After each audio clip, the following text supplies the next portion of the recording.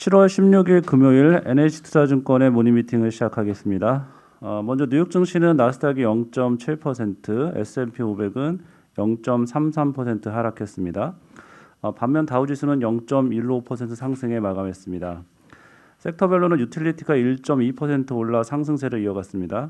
에너지 섹터는 1.4% 하락해 이틀 만에 4% 넘게 떨어졌습니다. 은행들이 양호한 2분기 실적을 발표했지만 에너지와 기술주의 약세가 시장에는 더 크게 작용했습니다. 애플, 아마존, 마이크로소프트, 알파벳 등 대형 기술주의 주가가 1% 안팎 내렸고 엔비디아와 TSMC의 주가도 각각 4.4%, 5.5% 내렸습니다.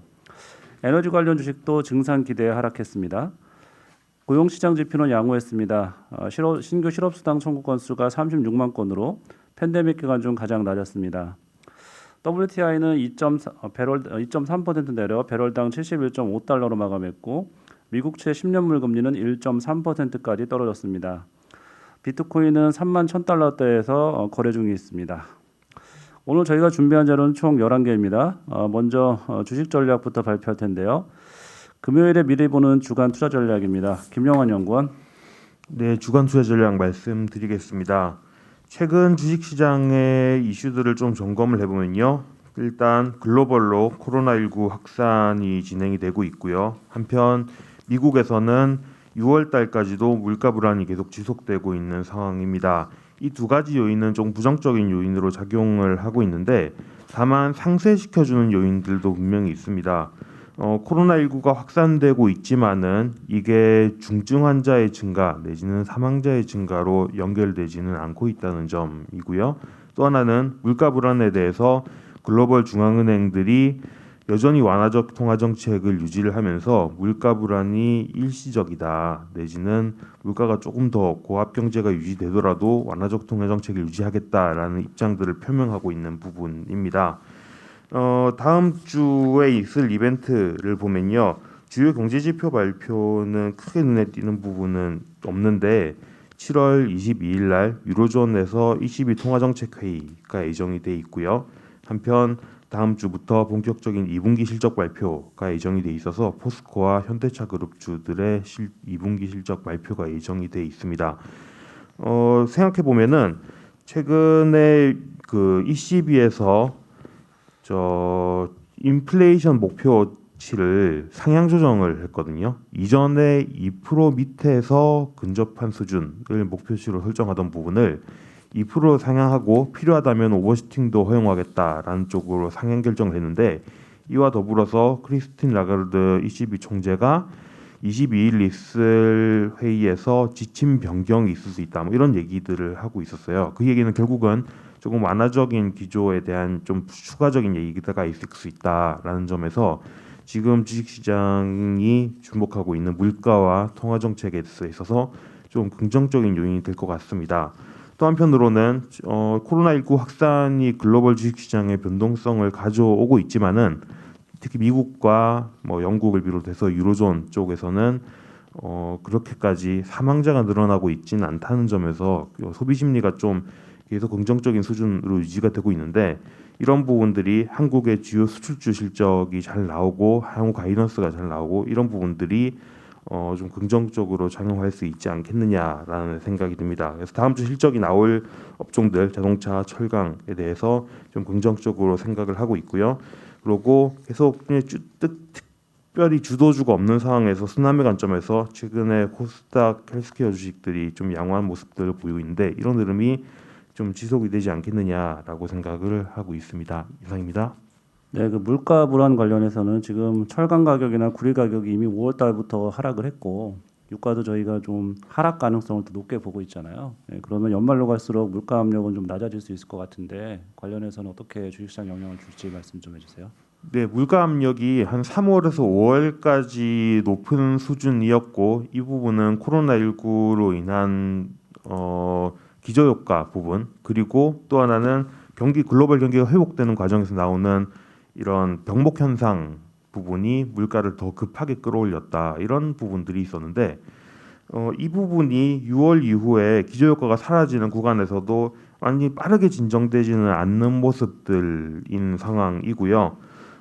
그런 부분이 결국은 이제 이런 병목 현상 때문이 크다라고 한다면은 말씀하신 것처럼 이렇게 철근 가격이나 원자재 가격의 하향 안정 부분이 결국은 점진적으로 반영될 수밖에 없다고 생각을 하거든요. 그래서 사실 어제 이제 파월 의장 같은 경우도 청문회에서 나와서 한 얘기가 물가 상승 압력이 당초 예상보다는 조금 더 높고 지속적이긴 하지만은 일시적이라는 비유 자체는 큰 변화가 없다. 그렇기 때문에 통화정책 기조를 유지를 하겠다. 이렇게 얘기를 하고 있어요. 그러면 저희가 볼 때는 물가가 점진적으로 하향 안정되는 하에서 완화적인 통화정책 기조가 유지가 되는 골디락스 환경이라 이 3분기 중에 유지가 된다라는 주식시장 전망은 그대로 유지하고 있습니다. 네, 이어서 외부 일정 관계로 채권 전략부터 듣겠습니다. 7월 금통위 강성원 연구원.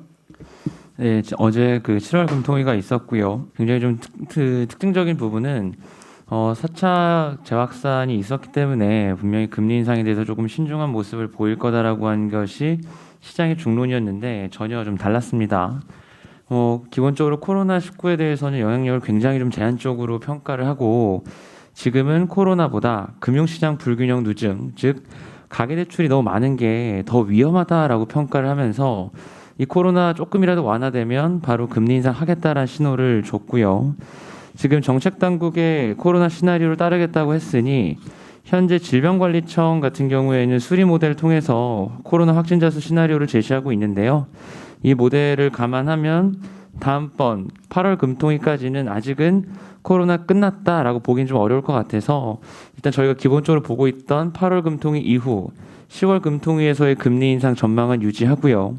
다만 저희가 보고 있었던 기본적인 시나리오는 올해 10월 인상, 내년 7월 추가 인상이었는데 총재가 코멘트한 거는 지금은 가계부채가 가장 위험한 리스크라고 이야기를 했기 때문에 분명히 본인 임기 내에 한 차례 추가 인상을 보고 있는 것 같다라고 생각을 하고요. 그래서 저희 기본적인 시나리오를 올해 10월, 내년 1월 인상으로 좀 변경합니다. 이상입니다.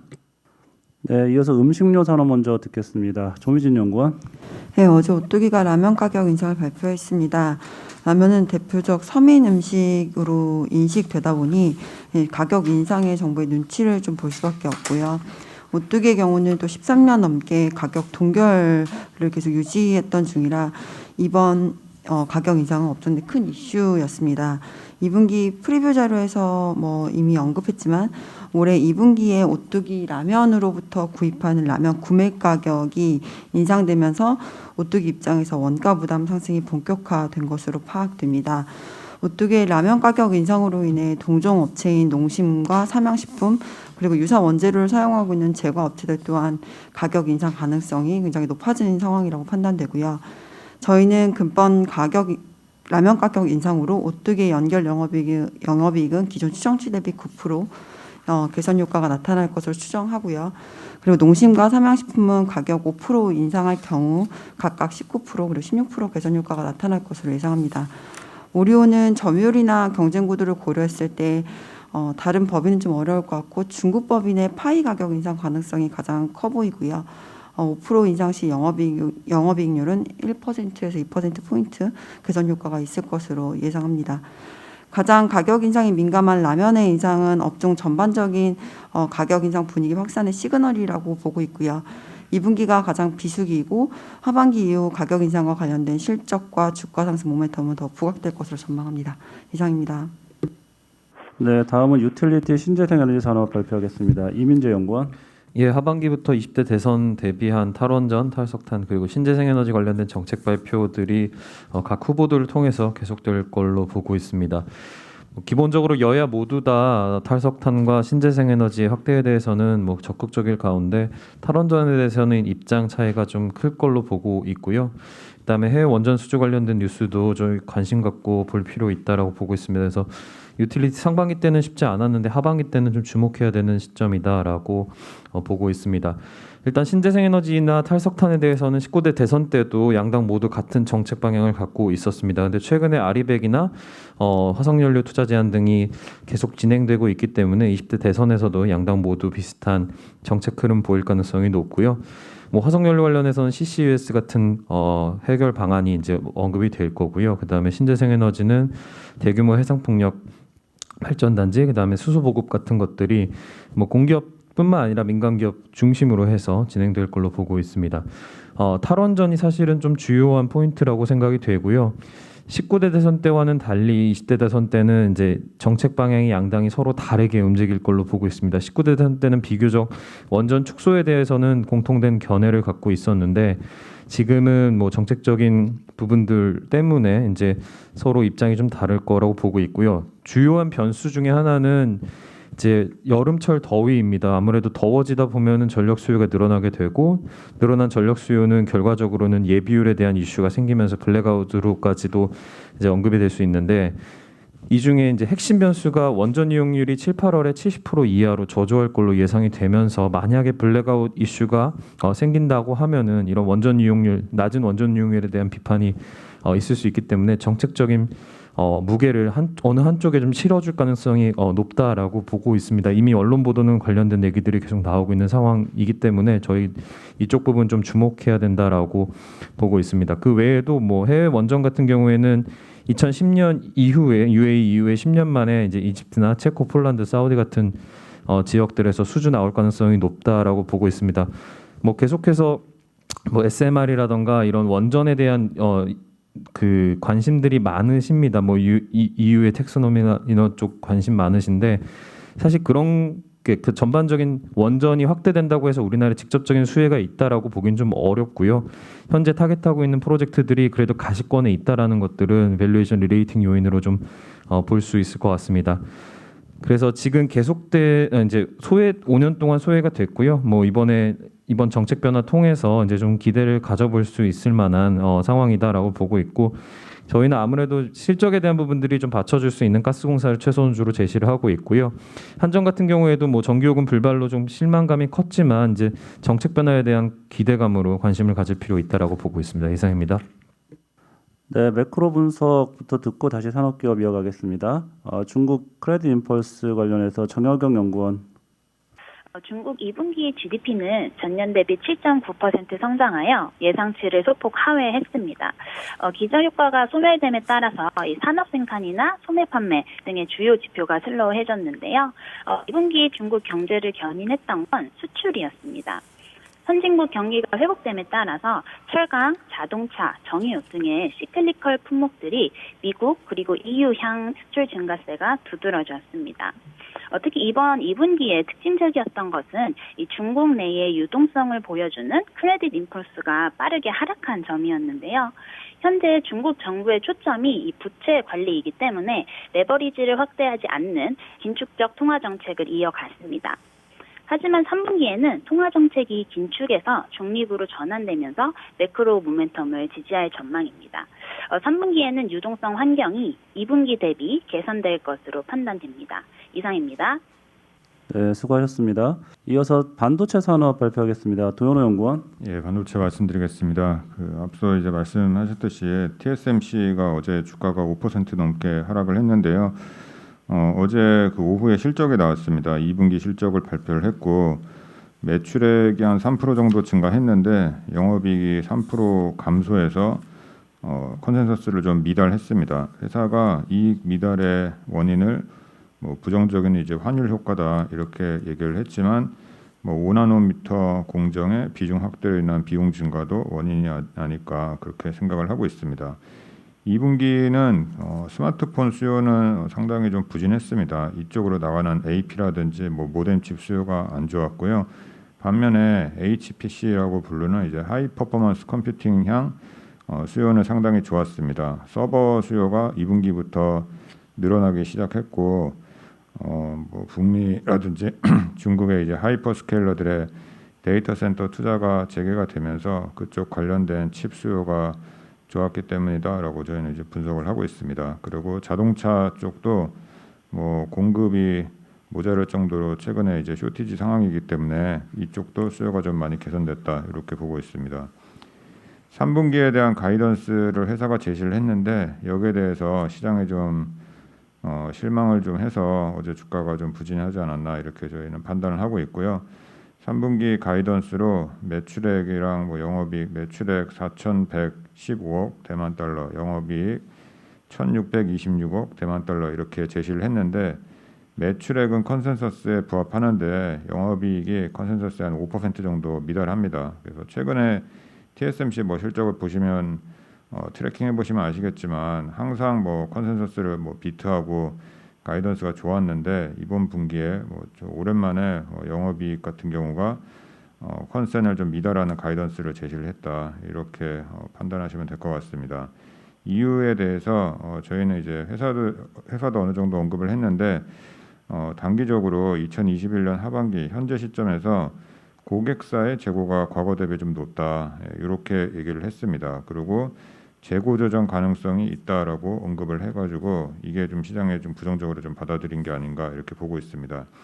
저희가 지난번에도 이제 자료를 통해서 말씀을 드렸듯이 상반기에 수요가 상당히 좋았는데 이 수요가 실제 수요가 좋은 것도 있지만 그 고객사들이 더블 부킹해서 재고를 좀 많이 가지고 있는 가수요도 상당히 좀 많았다, 이렇게 보고 있습니다. 대표적으로 중국의 스마트폰 업체들이 부품을 주문을 하는데 작년에 이제 화웨이가 미국한테 규제를 받아가지고 회사가 되게 힘들어졌잖아요. 그런 사례를 보니까 우리한테도 언제 또 규제가 또 올지도 모른다, 제재가 올지도 모른다. 그래서 부품을 지금 주문할 수 있을 때 많이 주문해 놓자, 이렇게 중국 스마트폰이 판단을 해서 실제 수요보다 상당히 부품을 많이 주문을 해놨어요. 뭐 메모리 포함해서 뭐 모든 반도체 제품들 다 마찬가지입니다. 그래서 이런 것들 때문에 고객사 재고가 좀 많아요. 그리고 PC랑 서버도 마찬가지입니다. 삼성전자 하이닉스의 재고는 한 2주 정도에 불과한데 보통 그런 상황이면 서버라든지 PC 고객들의 재고도 한 2주에서 한 4주 정도 돼야지 정상이거든요. 과거에는 그랬습니다. 근데 최근에 고객사들 재고를 보면 8주에서 한 10주 정도 돼요. 그래서 이게 약간 미스매치가 되고 이 재고 조정이 하반기에 나올 수도 있다, 이런 측면에서 시장에서 좀 부정적으로 좀 본 게 아닌가, 그렇게 생각하고 있습니다. 그래서 이런 것들 때문에 단기적으로 뭐 주가는 어저께도 뭐 빠졌지만 뭐 지지부진하지 않을까, 그렇게 생각을 하고 있고요. 장기적으로 봤을 때는 뭐 저희는 여전히 성장성 양호하다라고 보고 있습니다. 뭐 TSMC 같은 회사는 워낙 뭐 펀더멘털이 튼튼한 회사고, 그리고 뭐 올해 내년 매출 가이던스 뭐 20% 이상 증가할 거다, 이렇게 얘기를 하고 있기 때문에 단기적으로는 뭐 주가가 좀 부진하겠지만 그럴 때를 이제 장기적으로 보시는 분들은 매수 타이밍이다, 이렇게 생각하시면 될 것 같습니다. 네, 다음은 휴대폰 IT 부품 산업 리포트 발표하겠습니다. 이규하 연구원.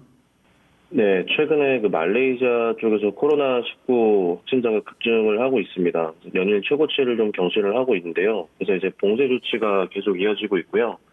해당 지역에 지금 그 IT 부품 업체들이 모여 있는데 생산 차질이 좀 지속되고 있는 상황입니다. 결론적으로 저희는 이제 하반기 스마트폰 성수기 진입을 하는데 IT 하이엔드 MLCC 공급 부족 심화가 좀 확대될 것으로 보고 있고요. 삼성전기가 수혜가 가능할 거라고 기대하고 있습니다. 그 말레이시아 락다운에서 보면은 지금 MLCC가 좀 가장 큰 영향을 받고 있는 상황입니다. 하반기에 이제 아이폰, 어제 이제 그 뉴스가 나오면서 애플 밴더, 이제 애플 포함해서 주가들이 많이 올랐는데 아이폰 13이 이제 출시가 되고요. 그래서 MLCC 수요가 이제 빠르게 늘어나는데 글로벌 MLCC 이제 3위 업체 타이웨이 된 일본 이제 업체가 현지 공장이 그쪽에 있습니다. 전체 생산 능력이 10에서 20% 정도 차지하는데요. 생산 차질이 좀 지속되고 있어서 가동률이 좀 못 올라오고 있는 상황입니다. 특히 이제 아이폰 13 같은 경우에는 7월부터 생산이 지금 본격화되고 있는 상황입니다. 근데 지금 예상보다 출하량이 많아서 부품 주문도 많은 상황인데요.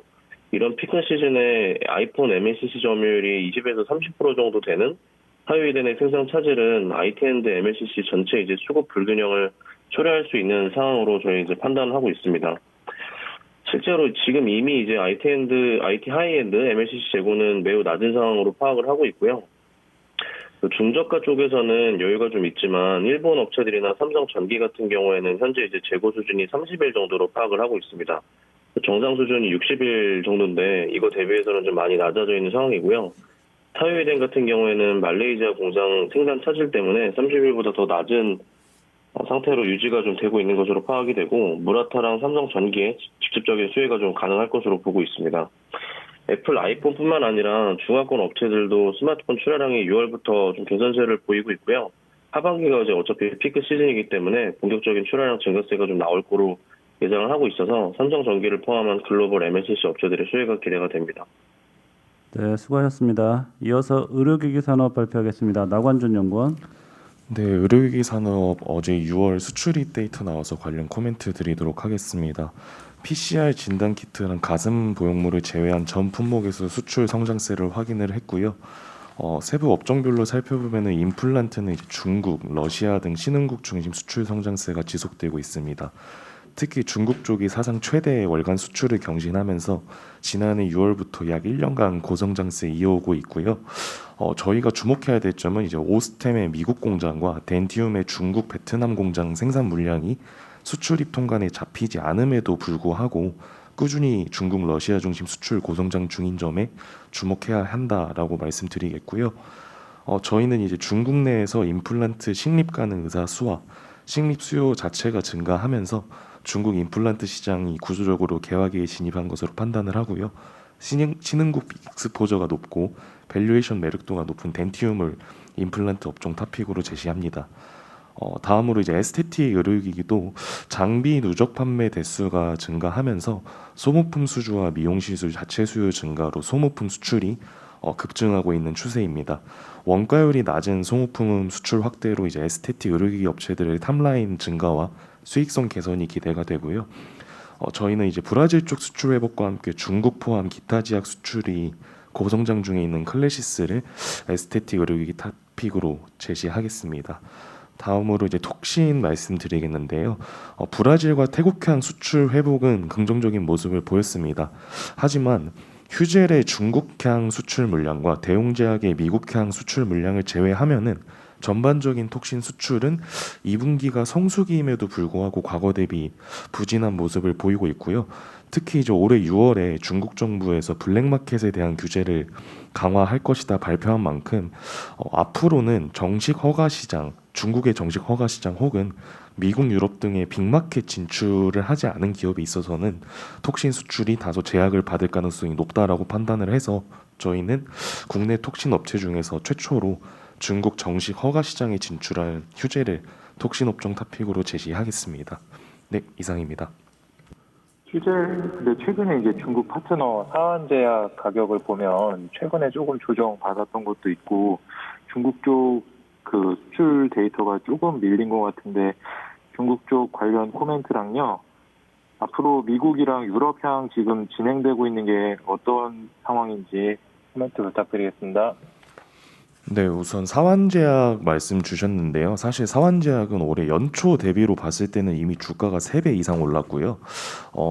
이 최근에 조금 조정받는 부분은 일단 1분기 때 저희 이제 중국도 그렇고 저희도 그렇고 시장 예상치부터 1분기 중국 수출이 상당히 잘 나갔습니다. 근데 이 부분이 중국 시장의 초도 물량으로 깔리는 점을 감안을 했을 때면은 2분기에 오히려 빠질 수도 있다는 가능성을 염두했어야 되는데 시장에서는 1분기 때 이만큼 나갔으니까 2분기에도 괜찮은 고성장세를 볼 거다라고 보신 것 같습니다. 근데 하지만 오히려 실제 중국 수출 데이터를 보면은 1분기와 2분기가 비슷한 모습을 보였고요.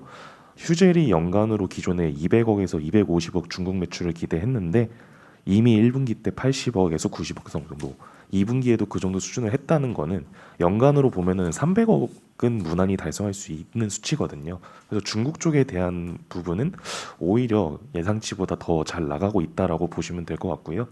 그리고 유럽은 올해 하반기 연말쯤에 이제 허가 승인이 날 것으로 기대가 되고 미국도 이제 푸드파 데이터가 내년 3월 31일로 나와 있는데 뭐 CRL 레터가 나올 수도 있는 가능성들을 고려하면은 내년 하반기쯤에 허가 승인이 나지 않을까 모멘텀도 충분하다라고 말씀을 드리겠습니다. 질문 하나만 더 드리겠는데요. 휴젤 같은 경우에 지금 매각 뉴스가 계속 나와서 아무래도 지금 현재 가격이 베인캐피털이 아마 인수했던 그 가격 정도인 것 같은데 위원님이 보시기에 그 이슈를 빼고 실적만으로 밸류에이션 했을 때 어느 정도까지 또 업사이드가 있는지 코멘트 부탁드리겠습니다. 사실 제가 기존에 밸류에이션을 했을 때는 일단 중국 시장에 대한 기대감이 메인이긴 하지만 현재 제가 보았던 기준보다도 중국 쪽이 더 잘 나가고 있는 거는 명백한 사실이고요. 이 외에도 유럽 쪽이랑 미국 쪽에 대한 밸류를 최대한 저희가 보수적으로 산정을 하고 있습니다. 그 이유는 이제 아직 허가가 나지 않았기 때문에 최대한 보수적으로 산정을 하고 있는데, 지금 미국 쪽은 내년에 푸드파 데이트가 나오고 뭐 유럽도 올해 연말부터 독일을 중심으로 충분히 빅마켓 진출이 가능하다라고 하면은 지금 수준도 사실 PER 40배 수준이 안 되는 수준이거든요. 근데 기존에 과거에 뭐 메디톡스가 중국 허가 진출을 하지 않았으면, 허가를 앞두고 있을 때만 해도 60배까지 올라갔었고, 이러한 기대감들이 아직 반영되어 있다고 판단은 되지 않아서 충분히 업사이드는 추가로 나올 수 있다라고 보고 있습니다. 네, 이어서 NC소프트 안재민 연구원. 네, NC소프트 말씀드리겠습니다. 최근에 좀 주가 흐름이 좋지 못했었는데요. 크게 이제 두 가지 이슈였습니다. 블레이드 앤 소울 2가 이제 원래는 상반기 중에 출시 예정이었는데 이게 이제 좀 아직까지 출시가 안 되고 있는 상황이고요. 그리고 이제 카카오 게임즈의 오딘이라는 게임이 이제 성공을 거두면서 이제 1위 자리를 리니지 M과 2M이 좀 내준 것들이 있습니다. 그래서 좀 관련해서 이제 매출 추정치 하락을 좀 저희가 반영을 했고요. 특히 이제 리니지 M이 4주년 이벤트를 7월 7일 날 했고, 그다음에 리니지 2M이 대규모 업데이트를 6월 말에 했는데도 오딘의 지금 상승세를 꺾지 못하는 점이 좀 우려는 됩니다. 다만 이제 리니지 M하고 2M이 업데이트 이후에 그냥 자체적인 매출 반등은 좀 있었다라는 점에서 그 부분들은 그나마 고무적이라고 보고 있습니다. 일단 중요한 거는 이런 악재에도 불구하고 저희가 예상하고 있는 블레이드 앤 소울 2는 3분기 중에는 출시가 될 것으로 예상하고 있습니다. 어제 저녁에 뭐 뉴스를 통해서 8월 달에 출시 가능하다라는 일부 언론 보도가 나왔고요. 7월 19일 날 추가적으로 일정이나 이런 것들을 공개를 한다고 했는데 이제 7월 19일 이후에 좀 더 구체적인 이슈가 나오지 않을까라고 저희는 판단하고 있고요. 일단 저희는 보수적으로 9월 출시를 가정을 하긴 했습니다. 그래서 결과적으로는 어쨌든 블레이드 앤 소울 2가 출시가 되면 지금 현재 뭐 매출 순위 상위권을 장악할 수 있지 않을까 이렇게 저희는 기대하고 있고, 제목에 있는 것처럼 성공의 기대감을 저버리기에는 좀 아직 아쉬운 시점이다. 그래서 충분히 반등을 저희는 꽤 할 것이다라고 기대하고 있는 상황입니다. 이상입니다. 이어서 이녹스 발표하겠습니다. 손세훈 연구원. 네, 이녹스 말씀드리겠습니다. 이녹스 제가 4월부터 계속 좀 꾸준히 추천을 드리고 있고, 추천드린 이후에 주가는 또 많이 좀 올랐습니다. 그래서 지금 이 이녹스에 대한 상황 좀 업데이트 자료를 작성을 했고요. 일단은 이녹스에 대해서 다시 한번 말씀드리면, 이녹스는 순수 지주 회사고, 그 계열사는 이제 상장사 이녹스 첨단 소재와 알톤 스포츠 두 개를 들고 있고요. 그리고 이녹스에 대해서 계속 제가 추천을 드리는 투자 포인트는 이 비상장사인 TRS, 요게 지금 핵심 포인트입니다. 일단은 이 TRS의 가치에 따라서 이녹스의 주가도 상당히 달라질 거기 때문에 TRS를 중점적으로 보셔야 되는데, TRS는 2차 전지에 들어가는 2차 전지에 이제 실리콘 응급제가 이제 향후에 이제 응급제의 트렌드가 되는데요. 그 실리콘 응급제에 필요한 실리콘 파우더를 실리콘 응급제 제조업체한테 공급하는 그런 비즈니스 플로우를 가지고 있습니다. 그래서 실리콘 파우더 제조 기업이고요. 일단은 실리콘은 팽창하는 성질이 있기 때문에, 리튬하고 만나는 팽창하는 성질이 있기 때문에 실리콘 응급제 기업 입장에서는 실리콘을 최대한 미세화된 상당히 이제 가루로 된 파우더를 쓰고자 합니다. 근데 이 TRS가 국내에서 가장 800나노미터까지 미세화된 파우더를 생산할 수 있는 기술을 가지고 있기 때문에 이 회사가 국내에 2차 전지 실리콘 응급제를 개발하고자 하는 기업들에 공급을 하려고 합니다. 일단은 실리콘 응급제를 제조하는 기업이 지금 계속 좀 나타나고 있는 상황이고, 일단은 이 회사의 그 캐파 계획이 원래는 2022년, 그러니까 내년 말 150톤 캐파 증설 계획이 있었는데, 최근에 지금 이런 상황들이 빠르게 진행이 되면서 2022년 말 150톤 증설 계획이 2022년 초로 앞당겨졌고요. 그다음에 2022년 말에는 300톤으로 월 300톤으로 또 하기로 확정이 됐습니다. 그렇게 된 이유는 뭐냐면 올해 9월부터 해외 2차 전지 실리콘 응급제 제조 기업에 9월부터 공급하기로 결정이 됐고요. 그다음에 내년 1월부터는 국내 2차 전지 실리콘 응급제 기업에 공급하는 걸로 지금 확정이 됐습니다. 그래서 이 두 기업을 통해서 내년 6월부터는 월 140톤까지 공급하는 걸로 지금 되어 있기 때문에 캐파 증설이 상당히 빠르게 진행이 되고 있고요. 그 다음에 2023년부터는 국내에 있는 2차 전지 배터리 소재 업체들이 응급제를 양산하는 목표를 가지고 있기 때문에 2023년에도 상당히 실적 성장이 기대가 됩니다. 일단은 2021년 TRS의 매출액이 35억 정도의 영업이익은 1억 정도밖에 안 될 것 같지만 내년에는 기확보된 물량을 통해서 2022년에는 매출액 140억, 영업이익 43억 기대하고 있고요. 2023년에는 실리콘 응급제 생산 기업이 다양해지기 때문에 매출액 320억에 영업이 110억 기대를 하고 있습니다. 최근에 그 2차 전지 업체들이 주 52주 신고가를 기록할 정도로 상당히 주가 움직임도 좋고요. 그렇기 때문에 이 회사의 가치도 기업 가치는 한 1947억 정도 보고 있고 지분 가치를 감안하면 한 1,310억 정도 됩니다. 그래서 이녹스가 순수 지주 회사로서 이 TRS의 가치가 계속적으로 부각이 되면은 주가도 같이 오를 수밖에 없기 때문에 저는 계속 이녹스를 추천을 드리도록 하겠습니다. 이상입니다. 네, 다음은 해외 주식 감봉 리튬 발표하겠습니다. 조철근 연구원. 네, 최근 중국 2차 전지 관련주들의 호실 실적 발표와 함께 주가 강세가 이어지고 있는데요. 당사 7월 추천 종목인 감봉 리튬도 가이던스를 큰 폭 상회하는 상반기 예상 실적을 발표하였습니다. 감봉 리튬은 중국 최대 리튬 광산 업체로 2차 전지와 도시 광산 사업도 영위하고 있는데요. 전일 동사는 올해 상반기 예상 실적으로 지배지분 순이익이 전년 동기 대비 730%에서 920% 급증할 것으로 공시했습니다. 이는 올해 4월 달에 제시한 상반기 실적 가이던스를 최대 100% 상회하는 수준인데요. 리튬 단가 상승과 캐파 확장에 따른 판매량 증가가 상반기 허실적의 배경입니다. 2018년부터 시작된 글로벌 공급 과잉으로 인해 리튬 단가가 급락했지만 올해 들어 글로벌 친환경차 판매량 호조에 힘입어 리튬 가격은 다시 상승 사이클에 진입하고 있습니다. 중국 내 탄산 리튬과 수산화 리튬 단가는 올해 연초 대비 각각 69.2%, 98% 상승했는데요. 그러나 2017년 고점 대비는 여전히 각각 90.9%, 62.4%의 업사이드가 존재한 만큼 리튬 단가 상승 여력은 충분할 것으로 판단됩니다. 친환경차와 ESS형 2차 전지 수요 증가가 글로벌 리튬 수요를 견인한 전망인 가운데 코로나19 사태로 남미 지역의 광산 캐파 확장이 지연되는 등 공급 증가는 더딘 상황입니다. 따라서 타이트한 리튬 수급은 2025년까지 이어질 것으로 전망하고 있습니다. 동사는 경쟁업체 대비 양호한 재무 건전성과 뛰어난 자금 조달 능력을 기반으로 캐파 확장을 빠르게 추진하고 있는데요.